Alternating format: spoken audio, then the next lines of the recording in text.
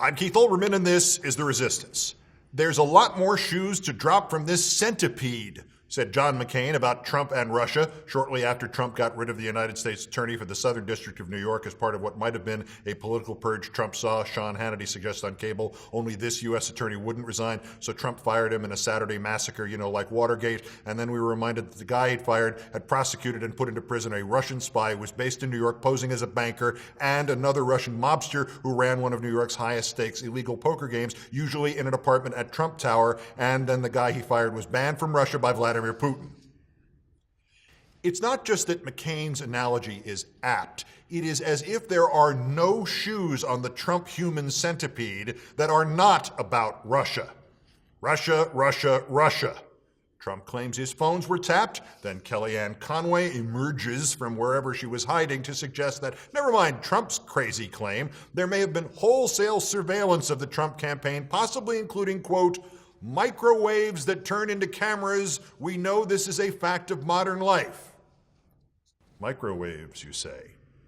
Obama was spying on Trump using microwave ovens to find out about Russia, Russia, Russia.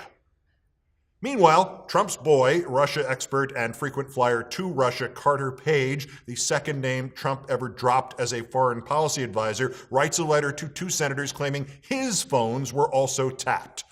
Doesn't that mean that Trump is part of the investigation of his gang's connections to Russia? No reason to believe there's any investigation by the Justice Department, says Trump's press secretary. He didn't get that from us, says the Department of Justice off the record. I didn't say no, says Trump's press secretary in return. I said we weren't aware of Russia, Russia, Russia. Through campaign spokesperson Hope Hicks, Trump gang members Flynn, Sessions, J.D. Gordon denied meeting with the Russian ambassador Kislyak. Turns out they all met with him, then all fudged the truth about meeting with him. Then CNN turns up a video of Kislyak last October, and he's fudging the truth about meeting with them. Russia, Russia, Russia. Trump henchman Roger Stone boasts about trading admiring messages with the hacker Guccifer 2.0. Not only does the American intelligence community believe Guccifer is the front for the Russian spies who hacked the Democratic National Committee, but Stone himself believes Guccifer is responsible for hacking the Democratic National Committee. In fact, he wrote a piece stating this for Breitbart on August 5th, which was 9 days after Trump's news conference when Trump said of Hillary Clinton's emails, Russia, if you're listening, I hope you're able to find the 30,000 emails that are missing. Russia, Russia, Russia. Of course, days before he boasted about contact with Guccifer, Stone had already boasted about having a back channel to Julian Assange, who posted the hacked DNC files at WikiLeaks. And last August, Stone boasted he knew the DNC materials were about John Podesta.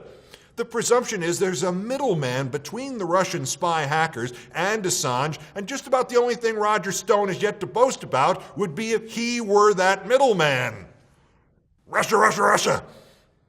Then there's the Trump pet Englishman, the Brexit conspirator Nigel Farage. March 7, WikiLeaks releases documents purporting to reveal CIA hacking tools. March 9, Farage is photographed coming out of the London embassy of the nation of Ecuador, where, for the last 5 years, in the actual embassy has lived Julian Assange. Asked if he had just met with Assange, presumably moments earlier, Farage actually says he can't remember why he was in the building. Later, a source in Farage's right-wing extremist political party reportedly confirms Farage met with Assange. That same day, Assange holds a news conference pimping his supposed CIA documents and promising new revelations. March 10, Business Insider publishes non-WikiLeaks correspondence showing support going back 6 years for Assange from Farage's political party. By the way, as late as October 10th, Donald Trump gave a speech in which he bellowed, "I love WikiLeaks," and Trump himself did not say a thing about the presumed purloined CIA docs as WikiLeaks released them, and as recently as February 25th, Nigel Farage had dinner with Trump. Russia, Russia, Russia. And there's Trump and the Russian fertilizer billionaire. A Florida newspaper now wondering why 9 years ago, Dmitry Rybolovlev bought a Palm Beach mansion from Trump, apparently for about $50 million more than Trump himself originally paid for it. $50 million more. and why twice during the campaign, and again as recently as last month, Rybolov's private plane landed at a U.S. airport just before or just after Trump's own plane landed at the same airports. Russia, Russia, Russia. And lastly, there was the former director of national intelligence, James Clapper, who was so pissed off that Trump claimed he had been phone tapped, that Clapper went public with the news that in January, days after he briefed Trump about the existence of the Russian showers dossier compiled by the former British spy Christopher Steele, Trump called him and asked him to publicly say that dossier wasn't true. Clapper wouldn't. Russia, Russia, Russia. Everything Trump touches turns into another story about Trump and Russia.